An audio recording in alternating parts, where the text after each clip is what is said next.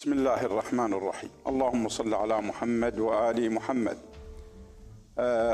أبناء عشائرنا الكرام، حقيقة آليت على نفسي إلا أن أكتب عن تاريخ عشائرنا الكريمة، عشائر الغراف، عشائر الشطرة، لأن هذه العشائر حقيقة عشائر الغراف والشطرة اشتركت في تاريخ أو تاريخها تقريبا تاريخ مشترك، تاريخ واحد، وخاصة في مقاومة الاحتلالين العثماني التركي والاحتلال الإنجليزي الغاشم.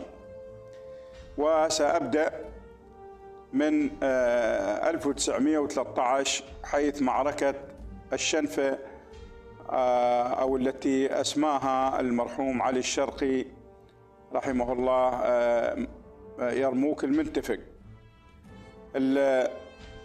الدولة العثمانية حقيقة لم تأتي بخير إلى عشائرنا وإلى مناطقنا. الدولة العثمانية أو الأتراك استخدموا أسلوب الفرقة، أسلوب فرق تسد، وخاصة بين أبناء العشيرة الواحدة وبين أبناء العشائر بعضها مع بعض. أثاروا النزاعات العشائرية حقيقة، وأرادوا أن يقضوا على العناصر التي توحد هذه العشائر.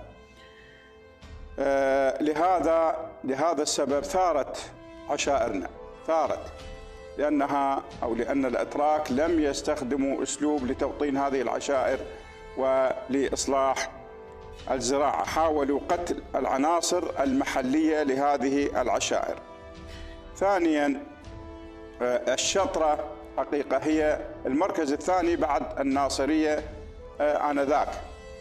الشطرة وعشائرها لها أهمية خاصة حقيقة، كانت مركز كبير للأتراك وللإنجليز. وإذا ذكرت الشطرة بالتأكيد ذكر الشيخ خيون آل عبيد رحمه الله. الأتراك سئموا وضاقوا ذرعا بصيال العشائر، ولهذا قرر المتصرف اللي اسمه مصطفى نادر قرر أن يقضي على هذه الفتن أو يقضي على هذه العشائر، وخصوصا عشيرة العبودة وخفاجة والبو سعد وغيرها وبنزير. ولهذا جاء بقوة من الناصرية، أراد أن يدخل عن طريق خفاجة لكن خفاجة منعته. دخلوا الشطرة قاصدين أو همهم هو مقاتلة والقضاء على الفتن والقضاء على الشيخ خيون آل عبيد. الشيخ خيون كان له مقران حقيقة يستقر فيهما في الصديفة وفي القلعة اسمها البيضة، وأيضا في الحاوي منطقة الحاوي 3 كيلومترات جنوب شرق الشطرة. خفاجة أو خيون رحمه الله حقيقة ندب خفاجة لمواجهة المتصرف وقوته، ندب خفاجة. وخفاجة دائما حقيقة صاحبة نخوة وصاحبة عزيمة وصاحبة شكيمة وقوة، ولهذا هبت لنصرة الشيخ خيون وقاتلوا الأتراك، عدوا على كل القلاع واحتلوها، قلاع العبودة، إلى أن وصلوا إلى الشطرة. أما معركة الشنفة بالذات حقيقة، فالقائد جاويد باشا اللي هو الحاكم العسكري في بغداد قرر أن يرسل 14 طابور إلى الشطرة لتأديب العشائر، وندب كل العشائر من الحي إلى الشطرة، كل عشائر الغراف من الحي إلى الشطرة، كل عشائر الغراف من الحي إلى الشطرة، إضافة إلى العبودة قاطبة ما عدا السناجر كانوا مع الشيخ خيون. فالتجأ الشيخ خيون رحمه الله ومعيته أيضا إلى خفاجة. أرسل الأتراك أرسلوا على الشيخ علاء الفضل رحمه الله، الذي كان له موقف مشرف، موقف يدل أو ينم عن شجاعة وعن كرم وعن إباء. أرادوا منه أن خيون يخرج من مضارب خفاجة ومن المنتفق، لكنه رفض بكل إباء وإصرار بعد مفاوضات مع أمراء العشائر اللي كان يقودها المرحوم الشيخ يوسف آل خير الله، يقود هذه الجموع. فعندما رفض الشيخ علي كانت هناك مركبة تنتظره، ونفي إلى البصرة، نفي إلى البصرة حتى بداية الحرب العامة. حدثت معركة الشنفة طبعا بعد مفاوضات. خفاجة ما كانت موجودة كلها في مناطق حقيقة، لأن الشط كان يموت، ولهذا أغلب خفاجة كانت في أعمال يعني في البصرة، في أماكن أخرى ما كانت متواجدة. والقوة هذه من الحي كما قلت أو كما أسلفت، العشائر من الحي إلى الشطرة، إضافة للعثمانيين، إضافة للعبودة قاطبة، يعني لا قبل لخفاجة بهذه القوات.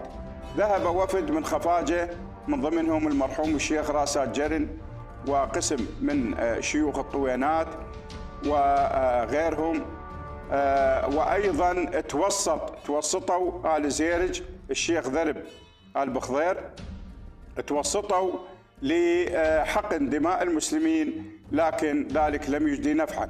خفاجة طلبت مهلة شهر لكنهم رفضوا، طلبت 15 أو 15 يوم لكنهم أيضا رفضوا، وقالوا نرسل وفد إلى ديار خفاجة يفتشوا عن الشيخ. ولهذا شانت هذه القضية على كبار خفاجة. فقالوا لهم كما يقول المثل الشعبي: يوم الله يعين الله، وكم من فئة قليلة غلبت فئة كثيرة بإذن الله. ولهذا كانت المعركة أو بدأت المعركة عصرا خفاجة والشيخ خيون ومعه السناجر، وكانت قلوبهم يقول الكاتب أقسى من الحديد. حقيقة توكلوا على الله، وإذا عزمت فتوكل على الله.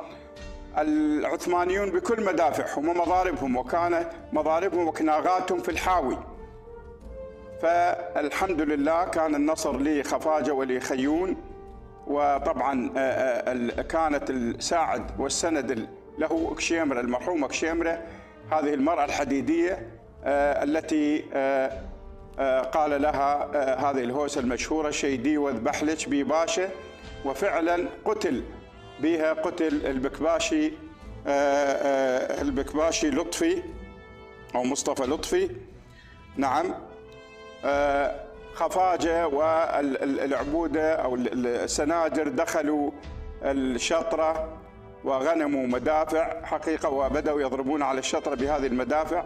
طبعا احترق مضيف في خويتشيرة، مضيف عبودة الحميدة، احترق بالمدفعية، وأعطت خفاجة خسائر وتضحيات، ووصلوا إلى القوم، انكسر القوم حقيقة، وهزمت الجموع بإذن الله. كان هناك جبهة أخرى بقيادة القائم مقام محمد علي بيك على جهة قلعة المرحوم الشيخ حسين آل جعيد في الرتشة، لإشغال خفاجة الشرقيين أو الشرجيين، لأنه خفاجة انقسمت إلى قسمين: الشرقيين ومقابل بن زيد والقائم مقام والعثمانيين من تلك الجهة، والخفاجة الغربيين على الشنفة.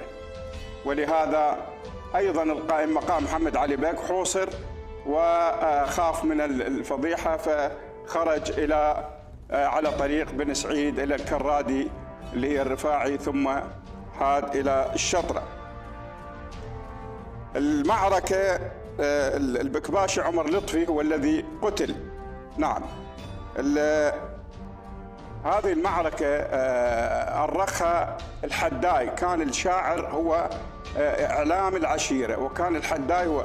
فعندنا في الخفاجة حداي هو عاقول الشهابي، وأرخ هذه وقال من ضمن هذه الهوسات أو الهزوجات: طقطاقة اللي عندنا العصر، الطوب والميزر يثور، جبنة شوادر والمضيف واللحم بقدوره يفور. لأنه وجدوا القوم كان مسوين وليمة أو غدا، فجابوا القدور غنموا أو جابوا القدور في الشط أو في النهر أو في ما أعرف، ووصلت إلى قدورهم إلى خفاجة.